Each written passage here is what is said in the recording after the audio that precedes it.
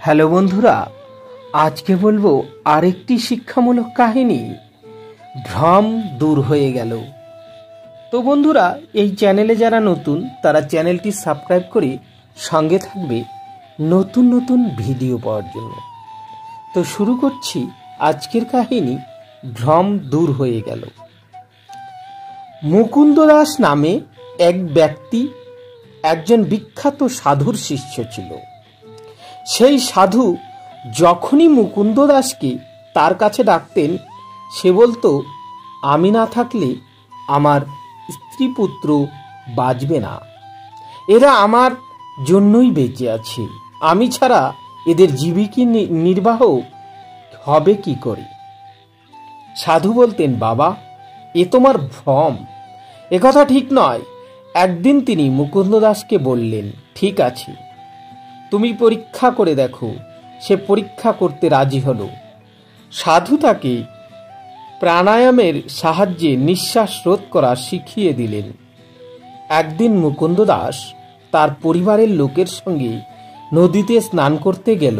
স্নান করতে করতে সে ডুব দিয়ে নিজের নিঃশ্বাস বন্ধ করে জলের তলা দিয়ে বহু দূরে জঙ্গলের কাছে গিয়ে উঠল এবং সেখান থেকে হাঁটতে হাঁটতে সাধুর কাছে গিয়ে পৌঁছল। এদিকে মুকুন্দ দাসের স্ত্রী পরিজনেরা তার অনেক খোঁজ খবর করল, কিন্তু অনেক খুঁজেও যখন তাকে পাওয়া গেল না, তখন তারা ধরে নিল যে সে নদীতে মরে গেছে। সকলেই জানালো যে মুকুন্দ দাস জলে ডুবে মারা গেছে।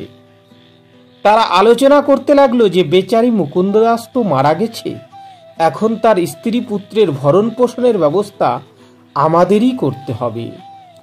সকলেই যে যার মতো সাহায্য করার কথা বলতে লাগলো। কেউ বলল সে চাল দেবে, কেউ বলল আটা, কেউ আবার বাচ্চাদের স্কুলের ব্যবস্থা করলো। একজন বলল তার টাকা পয়সা তেমন নেই, সে সংসারের কাজে সাহায্য করবে। এইভাবে তারা মুকুন্দ দাসের ঘরে চাল, ডাল, আটা, ঘি, চিনি সব একত্র করলো। মাসের অন্ন খরচের জন্য কিছু টাকার ব্যবস্থাও করলো।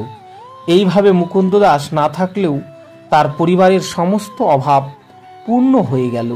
এমনকি মুকুন্দ দাসের থেকেও ভালো ব্যবস্থা হলো। কিছুদিন পর মুকুন্দ দাসের স্ত্রী সাধুর কাছে গেল। সাধু জিজ্ঞাসা করলেন, ঘরে সব কেমন আছে, কোনো অসুবিধা নেই তো?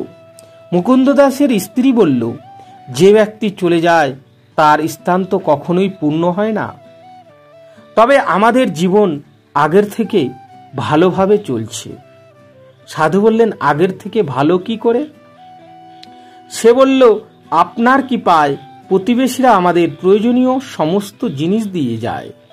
যখনই যা প্রয়োজন হয় তা আমরা পেয়ে যাই, আমাদের কোনো অভাব নেই। মুকুন্দ দাস ভেতর থেকে লুকিয়ে তাদের সব কথা শুনছিল। আরো কিছুদিন কেটে গেল। সাধু মুকুন্দ দাসকে বললেন, তুমি একবার তোমার ঘরে যাও। সে একদিন রাত্রিবেলা তার বাড়িতে গেল।